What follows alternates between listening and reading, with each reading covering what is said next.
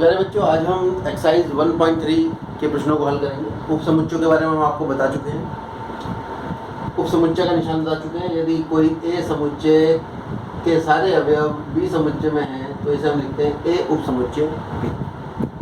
और यदि कोई ए अवयव है ए समुच्चय में तो हम इसे लिखते हैं ए बिलोंग टू बी। यानी अगर कोई अवयव किसी समुच्चय के साथ संबंध है तो हम उसे बिलोंग टू से दिखाते हैं।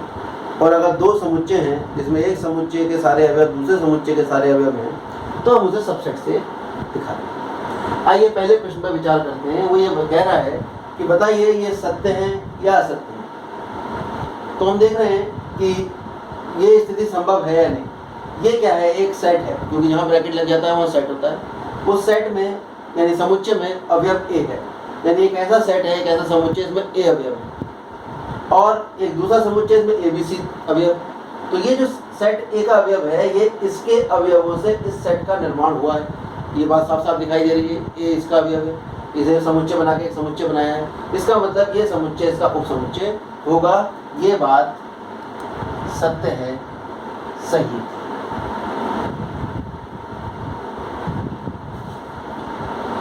इसके बाद ये दूसरा इसने कहा है, बताइए सत्य है या असत्य है। ये अवयव है ए इस समुच्चय का और इसके बीच में इसने बिलोंग टू का निशान लगाया। याद रखिए बिलोंग टू जो है वो अवयव के लिए होता है, तो हमें देखना पड़ेगा ये पूरा अवयव इसके अंदर है या नहीं। तो हम देख रहे हैं समुच्चय ए इसका अवयव नहीं, ए इसका अवयव है लेकिन ए खाली एक अवयव है।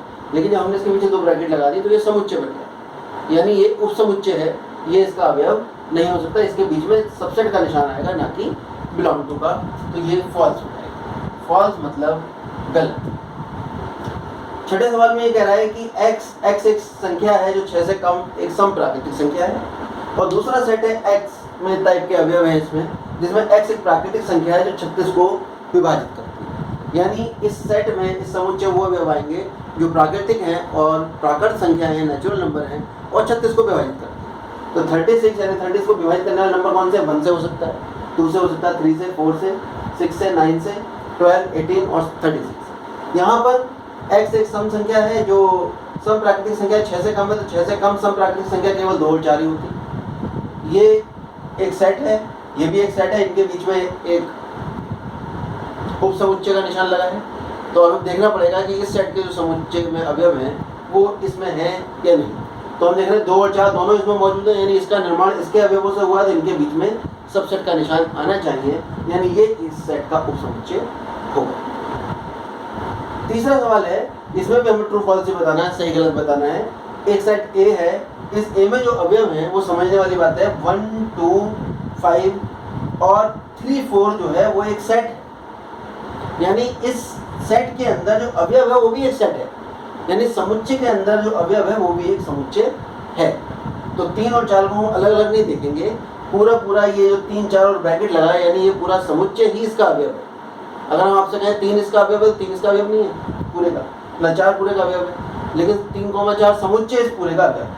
आइए इस बात को ध्यान में रखते हुए हम देखते हैं, ये कह रहा है 3,4 ए का सबसेट है या नहीं। तो पहली बात तो 3 और 4 इसमें कहीं भी अलग से लिखा हुआ नहीं है, तो इसका मतलब 3 और 4 इसका अवयव नहीं।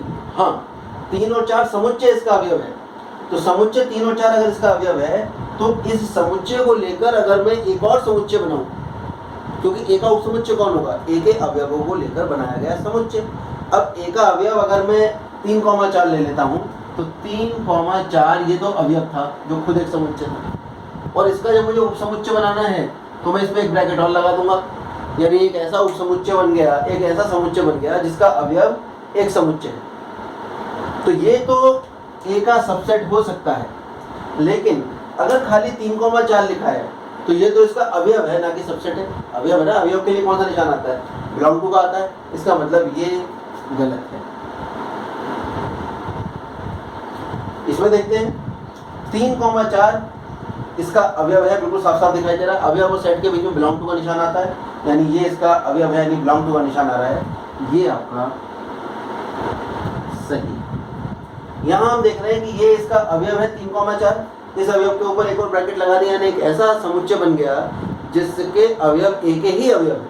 तो एक ऐसा समुच्चय जिसके अवयव एक ही अवयव हैं वो ए का उपसमुच्चय कहलाता है। तो उपसमुच्चय का निशान लेटा हुआ यू होता है, जिधर मुंह खुला है वो बड़ा होता है, जिधर मुंह खुला है उधर वो समुच्चय आता है जिसका निर्माण ए के अवयवों से हुआ है। और ए का अवयव खुद 3,4 समुच्चय ही है।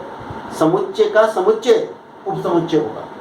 क्यों? क्योंकि ए का अवयव ही एक समुच्चय है। आप बाबा मेरी बात को सुनिएगा रिपीट करके, आपको समझ आएगा, वैसे आ गया होगा। एक और ए में जो संबंध है वो कह रहा है 1 बिलोंग टू ए। तो एक तो ए का अवयव है, साफ साफ पता लग रहा है, यानी ये बात सही। अब एक ए का सबसेट है, एक तो अवयव है, अवयव तो बिलोंग टू का निशान आता है, ठीक है, यानी ए संबंध 1 संबंधित है ए से, यहाँ सबसेट दे दिया। सबसेट तो सेट होता है, तो कुछ सेट नहीं है, ये हो गया आपका गलत। 1 2 5 बिलोंग कर रहा है, 1 2 5 तीनों इसके अवयव हैं, बात ठीक है। लेकिन जब आपने 1 2 5 को लेकर एक ब्रैकेट लगा दिया तो एक सेट बन गया, एक समुच्चय बन गया। यानी ए के अवयवों से बना समुच्चय ए का उपसमुच्चय होता है, ना कि ए का अवयव होता है। तो यहाँ पर उपसमुच्चय का निशान आना चाहिए था, लेकिन यहाँ बिलोंग टू आ रहा है, इसलिए ये गलत। ये सही, ये हम समझा चुके हैं आपको, यहाँ भी समझा दिया। 1, 2, 5 बिलोंग टू ए, 2 बार लिख दिया हमने। ये छठा सवाल 2 बार लिख दिया। छठा सवाल 1 2 5 यहाँ पे बिलोंग टू है और यहाँ पे सबसेट, यहाँ पर सबसेट है। तो जब सबसेट लिखा होगा 1 2 5 ए का सबसेट है तो ये बात सही है, सबसेट तो होगा, ये तो बात हमने आपको बताई थी, तो ये सही हो जाएगा। लेकिन जब कहेगा 1 2 5 इसको बिलोंग कर रहा है तो ये आपके पास गलत, क्योंकि 1 2 5 तो 3 अवयव हैं, इन अवयवों को लेकर हमने समुच्चय बनाया है, तो ये इसका उपसमुच्चय होना चाहिए था, बिल्कुल ऐसे ही होगा। अब 1 2 3 1 2 तो इसके अवयव हैं एक, लेकिन 3 इसका अवयव नहीं है। इसका अवयव तो 3,4 समुच्चय है, लेकिन 3 कहीं भी इसका अवयव नहीं है। तो यहाँ जो इसने लिखा है कि 1 2 तो बात तो ठीक है, लेकिन 3 इसका अवयव है, ये वाली बात इसकी गलत है, तो ये आपका गलत है। फाई होता है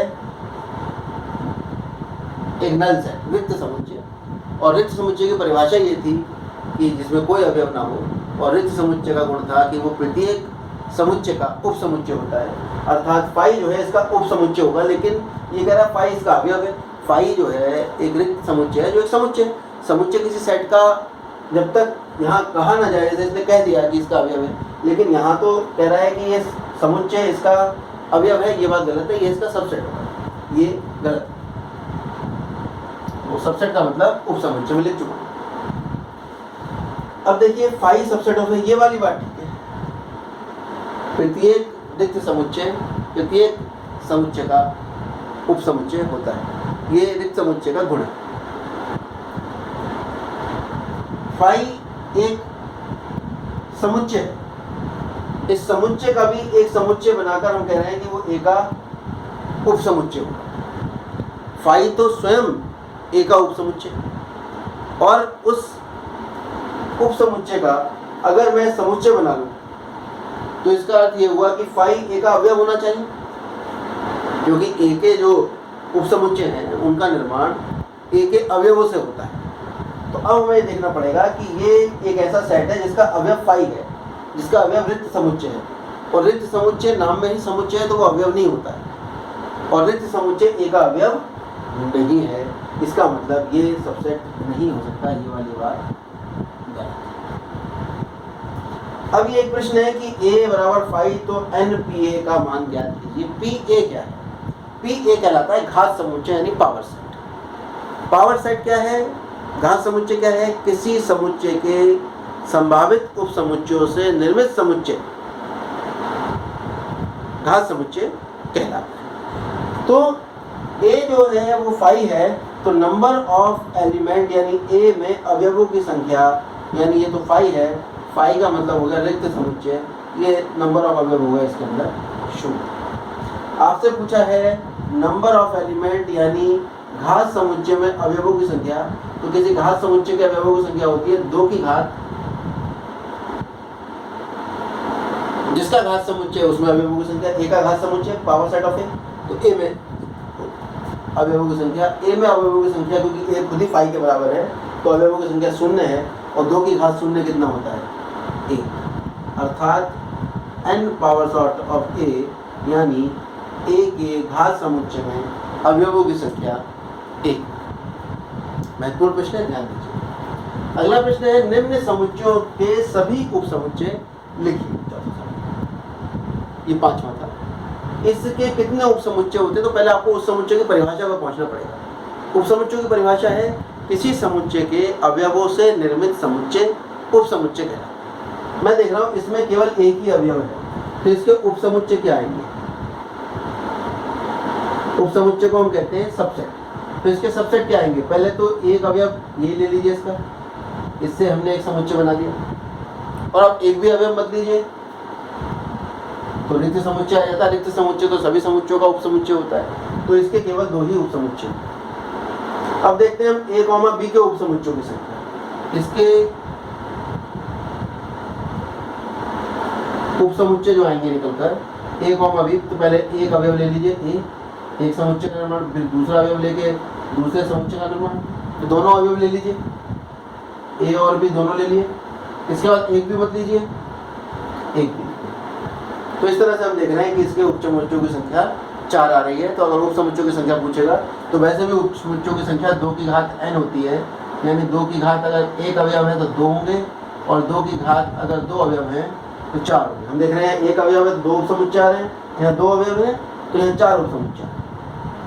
अब इसने कहा फाई तो खुद ही स्वयं एक रिक्त समुच्चय, इसके अंदर तो कोई अवयव होता ही नहीं, तो इसके उप समुच्चय क्या होंगे?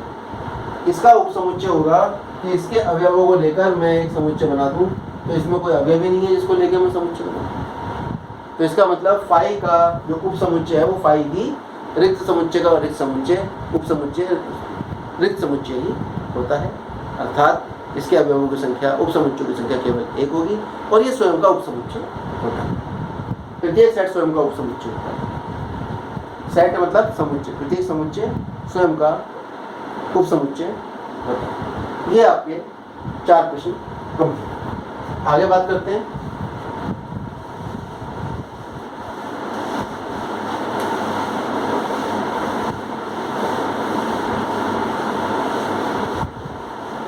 सभी प्रश्नों को आप पहले लिखेंगे, उसके बाद इन्हें हल करेंगे।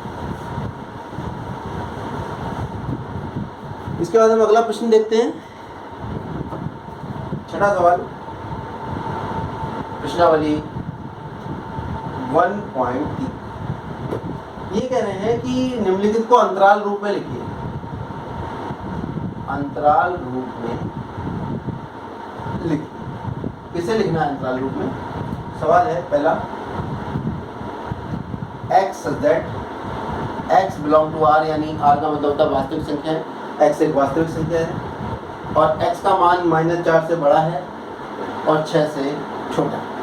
अगर इसे अंतराल रूप में लिखूंगा मैं, तो अंतराल रूप होता है कि एक ब्रैकेट लगती है, जैसे ये आपका लिखा -4 से बड़ा है लेकिन -4 के बराबर नहीं, तो ओपन ब्रैकेट। ये 6x के बराबर भी है क्योंकि बराबर का निशान लगा क्लोज ब्रैकेट।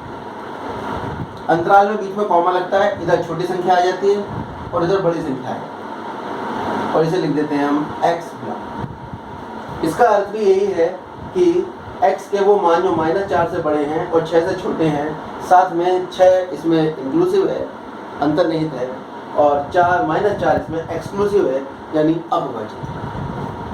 अगला सवाल इसी का हम चौथा पार्ट देख लेते हैं, बाकी 2 पार्ट आप खुद करेंगे।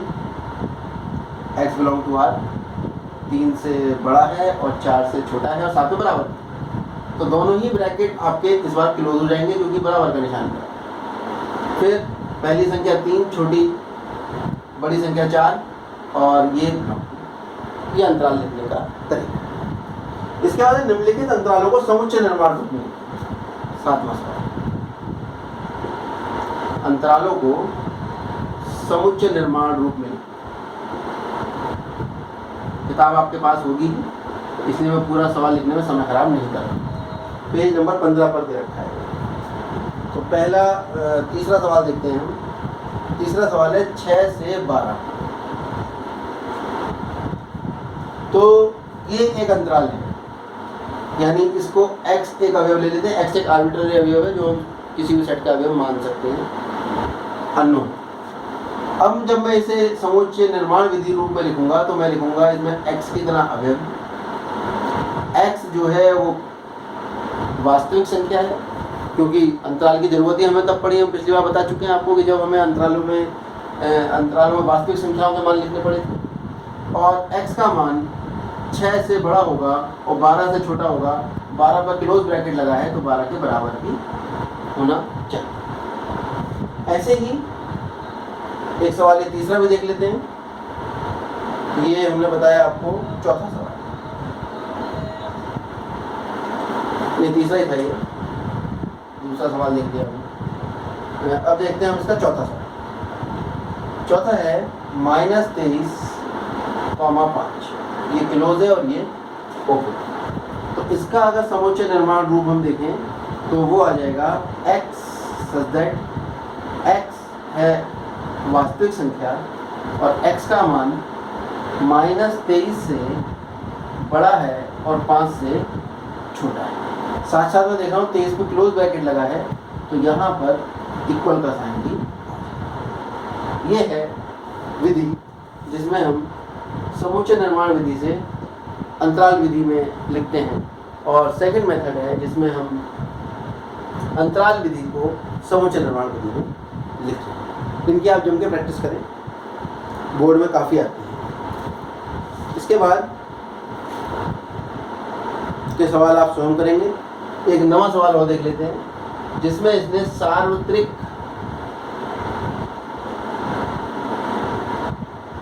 समुच्चय के बारे में बात। इसे कहते हैं यूनिवर्सल सेट। इसे यू से लिख, यूनिवर्सल सेट सार्वत्रिक समुच्चय नाम से पता लग रहा है। सार्वत्रिक, न्यूटन का सार्वत्रिक गुरुत्वाकर्षण का नियम दुनिया की प्रत्येक जगह पे सही है, इसलिए उसे सार्वत्रिक कहते हैं। तो सार्वत्रिक का अर्थ है एक ऐसा समुच्चय जिसमें जो सवाल हम हल कर रहे हैं, कोई भी जो भी हल करेंगे, उसके सारे अवयव अंतर्निहित होंगे। ऐसे समुच्चय को हम सार्वत्रिक समुच्चय कहेंगे। जैसे इसने सवाल में कहा है कि एक समुच्चय ए है आपके पास 1, 3, 5। दूसरा समुच्चय बी है 2, 4, 6 और तीसरा समुच्चय सी है 0, 2, 4, 6। ये तीन आपके पास समुच्चय हैं। इन तीनों समुच्चयों के लिए सार्वत्रिक समुच्चय आपको लिखना है कि कौन सा सार्वत्रिक समुच्चय इनका हो सकता है।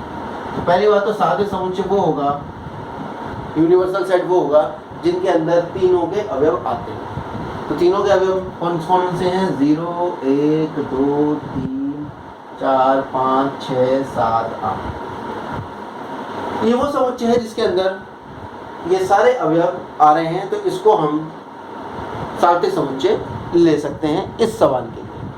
ठीक है, आप उनके जो उदाहरण में इसने दिया है उसने इसको 10 तक ले लिया, उसने 9 भी कहा है और 10 भी। वो कोई बात नहीं, 12, 15 भी कह सकते हैं, लेकिन मिनिमम रिक्वायरमेंट है कि ये सार्वत्रिक समुच्चय इन सारे समुच्चयों के अवयवों को अंतर्निहित करता है। ये आपकी एक्सरसाइज कंप्लीट हो गई। इसके बाद आता है वेन आरेख।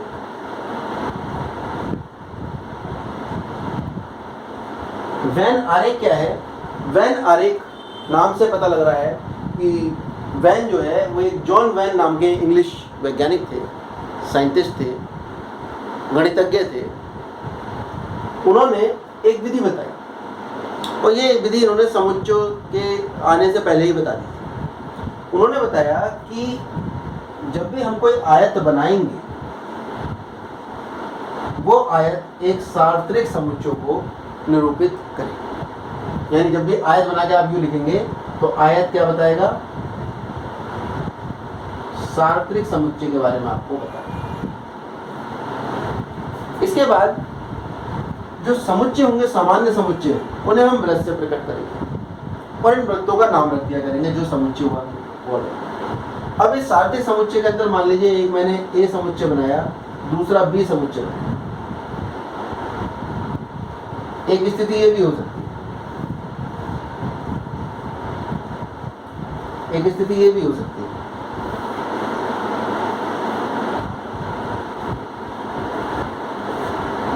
इस स्थिति में ए और बी एक दूसरे को काट रहे हैं, थोड़ी जगह इनकी आनी। इस स्थिति में ए और बी बिल्कुल एक दूसरे को नहीं काट रहे। इसमें मैं देख रहा हूँ कि ये ए है और ये बाहर वाला बी है, तो बी के अंदर पूरा पूरा ए।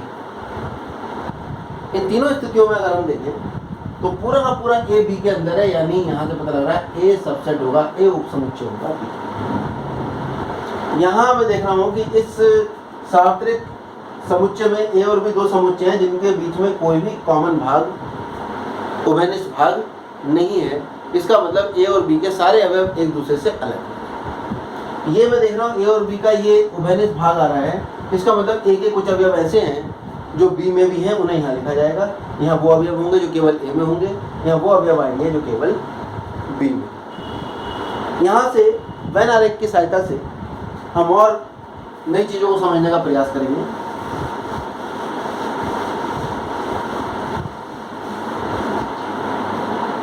हम समझते हैं आज समुच्चयों पर संख्या।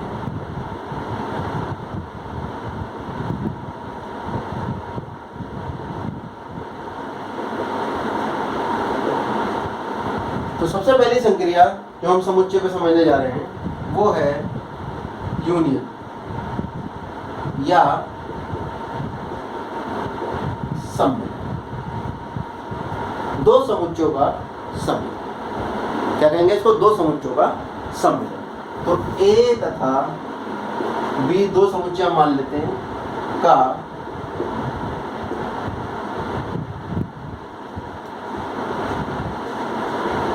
सम्मिलन। तो ए और बी का सम्मिलन हम लिखेंगे ए यूनियन। इस यू को आप सम्मिलन के निशान को आप जो सार्वत्रिक समुच्चय है उससे कंफ्यूज ना हो जाए, तो कभी कभी हम उसको एस भी लिख लेते हैं, लेकिन इस यूनियन को हम यू ही लिखते हैं जो ए और बी के सम्मिलन को प्रदर्शित करता है। तो देखते हैं ए और बी का जो सम्मिलन है वो क्या आता है। अगर ए बराबर मैं कह रहा हूँ 1 2 3 और बी बराबर मैं कह रहा हूँ 2 3 4 5, तो ए और बी का जो सम्मिलन आएगा ए यूनियन बी, ये एक ऐसा सेट आएगा जिसमें ए और बी दोनों के अवयव होंगे, यानी 1 2 3 4 5। अगर मैं इसको दिखाना चाहूँ मैथमेटिकल रूप में कि अगर x कोई अवयव ए यूनियन बी को बिलोंग करता है, तो यहाँ से पता लगेगा कि x ए को भी बिलोंग करेगा या x बी को भी बिलोंग कर सकता है। यानी कोई अवयव अगर ए यूनियन बी का है तो वो ए का भी अवयव हो सकता है और बी का भी अवयव हो सकता है, दोनों का भी हो सकता है, लेकिन दोनों में से किसी एक का अवयव जरूर होगा। दोनों का हो जाए बहुत अच्छी बात। इसकी परिभाषा अगर हम गणितीय रूप में लिखें तो ए यूनियन बी बराबर होता है x सच दैट x के तरह अवयव होंगे, जहाँ पर x ए को बिलोंग करता होगा या x बिलोंग करता होगा। बिलोंग का मतलब होता है अवयव है और या का मतलब होता है और। x ए का अवयव है या x बी का। आइए इसको हम वेन डायग्राम पे बनाना सीखते हैं कि कैसे हम इसे वेन डायग्राम पर प्रदर्शित कर सकते हैं। तो वेन डायग्राम में जो यू होता है रेक्टेंगल यानी आयत उसे बनाते हैं, इसके अंदर तो हम मान के चलते हैं कि सारे समुच्चय जितने हैं सब इसके अंदर ही। तो हमारे पास ए और बी दो समुच्चय हैं, ये ए है और ये बी, ए है और ये बी। इसे अगर मैं बनाऊँ तो मैं देख रहा हूँ एक ए का अवयव है लेकिन बी का नहीं, 2 और 3 ए और बी दोनों के अवयव हैं, तो बीच के उभयनिष्ठ भाग में हमने दिखा दिया। और 4 और 5 ऐसे अवयव हैं जो ए में नहीं है लेकिन बी में। अब अगर मुझे छायांकित भाग दिखाना है तो छायांकित भाग ए यूनियन बी का दिखाना है, तो ए यूनियन बी में ए और बी दोनों के अवयव आ जाए,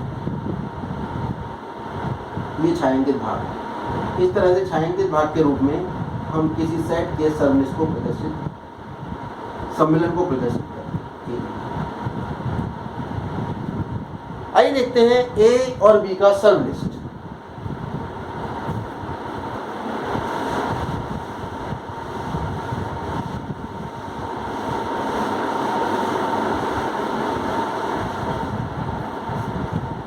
ए तथा बी का सर्वनिष्ठ जब मैं यहाँ ए और बी लिख रहा हूँ तो आप समझ जाइए कि ये समुच्चों की ही बात हो रही है, चपटे समुच्चय का चल रहा है।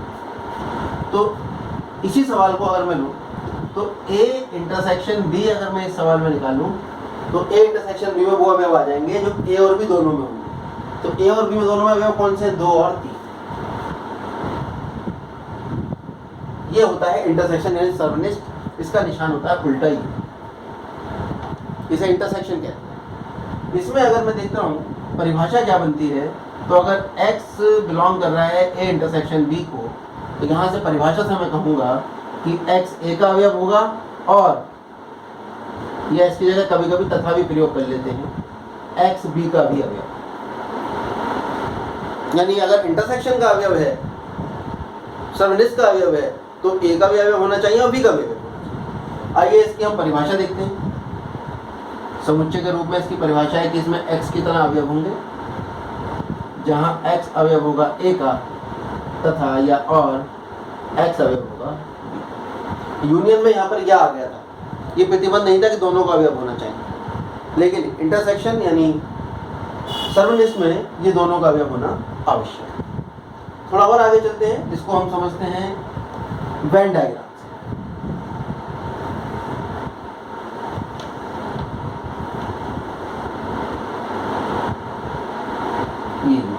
इस U के अंदर A और B 2 समुच्चय हैं।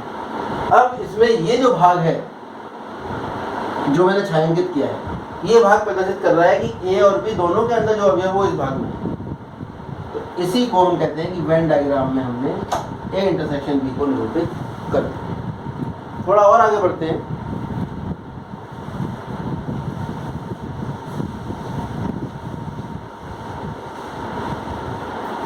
अब सीखते हैं 2 समुच्चयों का अंतर।